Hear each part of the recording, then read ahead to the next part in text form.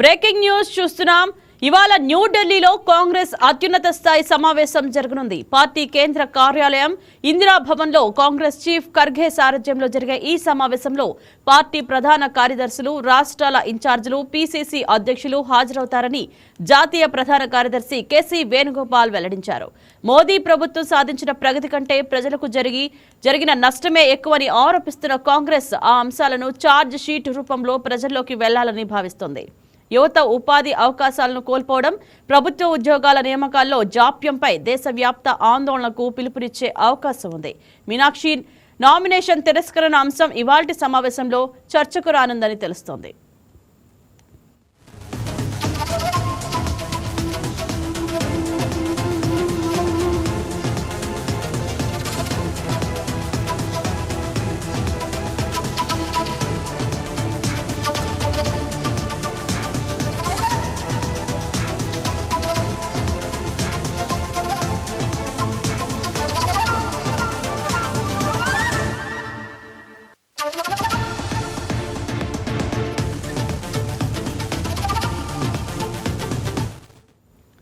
మీనాక్షి నటరాజన్ వ్యవహారంలో ఇంటి దొంగే కుట్రదారుడని ఏఐసీసీ బలంగా నమ్ముతున్నట్లు తెలుస్తోంది. పూర్తిస్థాయి వివరాలతో ఢిల్లీకి రావాలని టీపీసీసీ అధ్యక్షుడు మహేష్ కుమార్ గౌడ్ను ఏఐసీసీ ప్రధాన కార్యదర్శి కేసీ వేణుగోపాల్ ఆదేశించారు.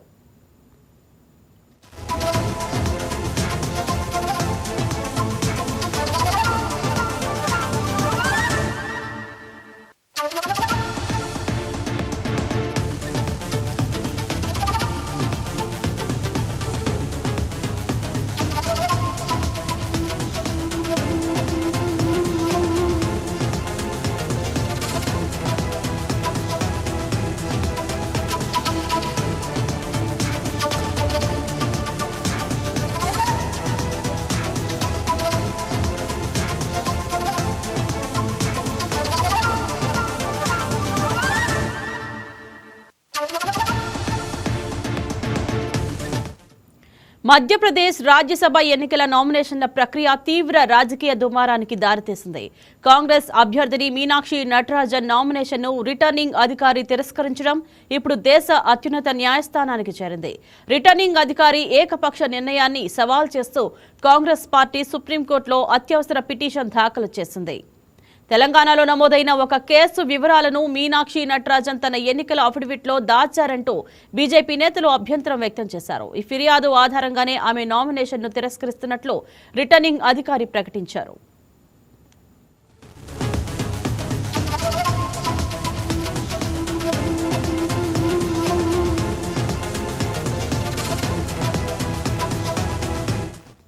అయితే ఈ నిర్ణయాన్ని కాంగ్రెస్ తీవ్రంగా ఖండిస్తోంది. మీనాక్షి నటరాజన్ పై ఎలాంటి క్రిమినల్ కేసు నమోదు కాలేదని, కేవలం కోర్టు నుంచి ఒక సాధారణ నోటీసు మాత్రమే వచ్చిందని స్పష్టం చేసింది.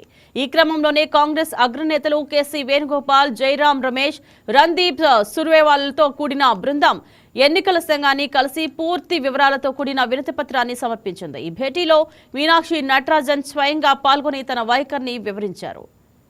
ఈ వ్యవహారంపై కాంగ్రెస్ తరఫున సీనియర్ న్యాయవాది అభిషేక్ మను సింఘ్వి స్పందించారు. మీనాక్షి నటరాజన్ పై క్రిమినల్ కేసులు ఉన్నాయనడం చట్ట ప్రకారం తప్పు అని పేర్కొన్నారు. సంబంధిత కోర్టు ఆ ఫిర్యాదును ఇంకా స్వీకరించడం లేదని, అలాంటప్పుడు అఫిడవిట్లో చూపించాల్సిన అవసరం లేదని వాదించారు. మరోవైపు పౌర హక్కుల నేత తీస్తా సెతర్వాల్ సైతం రిటర్నింగ్ అధికారి నిర్ణయంపై విస్మయం వ్యక్తం చేశారు. ప్రజా ప్రాతినిధ్య చట్టం ప్రకారం ఏదైనా కేసులో కోర్టు అధికారికంగా అభియోగాలు నమోదు చేసినప్పుడు మాత్రమే అభ్యర్థులు ఆ వివరాలను వెల్లడించాల్సి ఉంటుందని స్పష్టం చేశారు. కేవలం నోటీసుల ఆధారంగా నామినేషన్ తిరస్కరించడం పూర్తిగా చట్టవిరుద్ధమని ఆమె అభిప్రాయపడ్డారు. ఈ వివాదం వెనుక కాంగ్రెస్ పార్టీలోని అంతర్గత రాజకీయాలు ఉన్నాయనే అనుమానాలు వ్యక్తమవుతున్నాయి. మధ్యప్రదేశ్ మంత్రి, బీజేపీ సీనియర్ నేత కైలాష్ విజయవర్గీయ ఈ అంశంపై స్పందిస్తూ తెలంగాణ నుంచి వచ్చిన అంతర్గత సమాచారమే ఈ రచ్చకు కారణమన్నారు. కాంగ్రెస్ పార్టీలోని ప్రత్యర్థి వర్గమే ఈ సమాచారాన్ని లీక్ చేసి ఉండవచ్చునని ఆయన ఆరోపించారు. ప్రస్తుతం ఈ ఉత్కంఠభరిత వ్యవహారంలో సుప్రీంకోర్టు ఇచ్చే ఆదేశాలు, ఎన్నికల సంఘం తీసుకోబోయే తుది నిర్ణయంపైన మీనాక్షి నటరాజన్ రాజకీయ భవిష్యత్తు ఆధారపడి ఉంది. ఇదే అంశం గురించి మరింత సమాచారం ఎగ్జిక్యూటివ్ శ్రీనివాస్ ఫోన్ ద్వారా అందిస్తారు. గుడ్ మార్నింగ్ శ్రీనివాస్, చెప్పండి, న్యూఢిల్లీలో జరగబోతున్న ఈ సమావేశంలో ప్రాధాన్యత ఏమిటి? ఏదైతే మీనాక్షి నటరాజన్ నామినేషన్ తిరస్కరణకు సంబంధించి ఇప్పుడు దేశవ్యాప్తంగా ఒక రాజకీయ దుమారం రేగింది.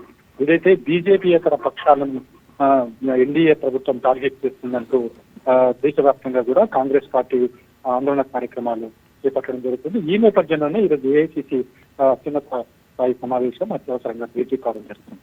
ప్రధానంగా ఇక్కడ మీనాక్షి నటరాజన్ నామినేషన్ తిరస్కరణ మీదనే ప్రధానంగా చర్చ జరగబోతుంది. ఎందుకంటే మధ్యప్రదేశ్ సంబంధించి 3 రాజ్యసభ స్థానాలు ఖాళీయ్యాయి. ఈ నేపథ్యంలో 2 రాజ్యసభ స్థానాలకు బీజేపీ నామినేషన్ వేసింది. 3వ రాజ్యసభ కూడా నామినేషన్ వేయడం జరిగింది. కానీ అక్కడ కాంగ్రెస్ కి అధిక స్థానాలు ఉండడంతో కాంగ్రెస్ పార్టీ సునాయాసంగా గెలుపొందుతుందని భావించి మీనాక్షి నటరాజన్కు అక్కడ కాంగ్రెస్ పార్టీ రాజ్యసభ స్థానాన్ని కేటాయించడం జరిగింది.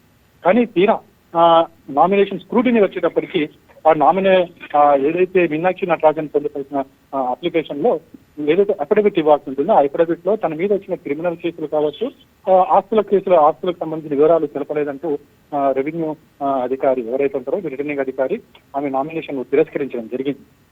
సో ఒక్కసారిగా ఇది చివరి రోజు కావడం, నామినేషన్ తిరస్కరణకు గురి కావడంతో అసలు ఆమె ఎన్నికల్లో పోటీ చేసే అవకాశాన్ని కూడా కోల్పోవడం జరిగింది. సో ఈ నేపథ్యంలోనే కాంగ్రెస్ పార్టీ ఈ విషయాన్ని చాలా సీరియస్ గా తీసుకుంది. బీజేపీ ఏదైతుందో అధికారులను అడ్డం పెట్టుకుని ఈ రాజకీయ క్రీడ ఆడుతుందని చెప్పేసి ఆందోళన వ్యక్తం చేయడం జరిగింది. ఈ నేపథ్యంలో ముందుగా ఏదైతే ఎన్నికల కమిషన్ కలవడం జరిగింది. ఆ తర్వాత ఈ రోజు సుప్రీంకోర్టుకు వెళ్లి ఈ కేసుకు సంబంధించి కూడా ఆర్గ్యుమెంట్ చేయాలని చెప్పేసి మీనాక్షి తరపు నటరాజన్ తరపు న్యాయవాదులు కావచ్చు, ఏఐసీసీ నేతలు కావచ్చు సుప్రీంకోర్టు తరపు కూడా కట్టడం జరిగింది.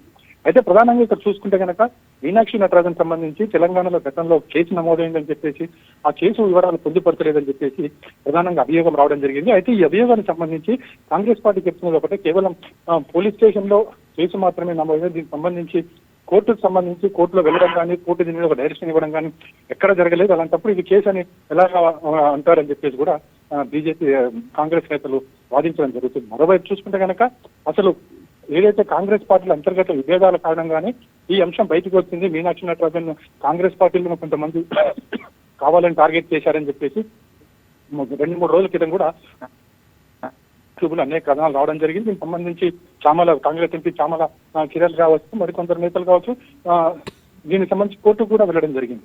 అయితే మొత్తానికి ఏదైతే ఈ ఇష్యూ అవుతుందో ఇష్యూ మొత్తానికి మీనాక్షి నటరాజన్ సంబంధించి ఇప్పుడు ఆమెకు రాజ్యసభ స్థానం దక్కుతుందా లేదనేది కూడా చూడాల్సిన అవసరం ఉంది. అంటే ఒకవైపు కోర్టుకు వెళ్లారు, మరోవైపు చూసుకుంటే కనుక ఇలాంటి పరిస్థితులు ఏదైతే ఆమె మీద వచ్చిన అభియోగాలు వీటన్నిటి మీద కోర్టు ఏ విధంగా స్పందిస్తుందో చూడాల్సిన అవసరం ఉంది. మరోవైపు చూసుకుంటే కనుక వన్స్ ఒకసారి ఎన్నికల ప్రాసెస్ స్టార్ట్ అయిపోయిన తర్వాత ఎట్టి పరిస్థితుల్లో కూడా దీనికి సంబంధించి కోర్టు కల్పించుకుంటుందా లేదనేది కూడా చూడాలి. ఎప్పుడు కూడా మనం గతంలో కూడా చూసాము, ఏదైతే ఎన్నికల ప్రాసెస్ స్టార్ట్ అయిన తర్వాత ఏ విషయం వచ్చినప్పుడు కూడా కోర్టులో పరిధులు ఉంటే కనుక కోర్టు దీనికి సంబంధించి ఏది కూడా ఆదేశాలు జారీ చేయని పరిస్థితి. మరి మీనాక్షి నటరాజన్ విషయంలో కోర్టు ఏ విధంగా స్పందిస్తుంది, మళ్ళీ రిటర్నింగ్ అధికారికి ఏదైనా డైరెక్షన్ ఇస్తుందా, లేకపోతే ఇక ఎన్నికల ప్రాసెస్ మొదలైపోయింది కాబట్టి నియమాల ప్రకారం వెళ్తే ఓకే, లేకపోతే మళ్ళీ ఏం చేస్తుందని కూడా ఆలోచించాల్సిన అవసరం ఉంది.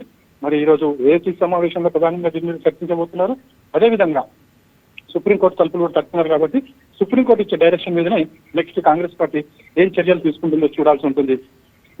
Right, thank you Srinivas.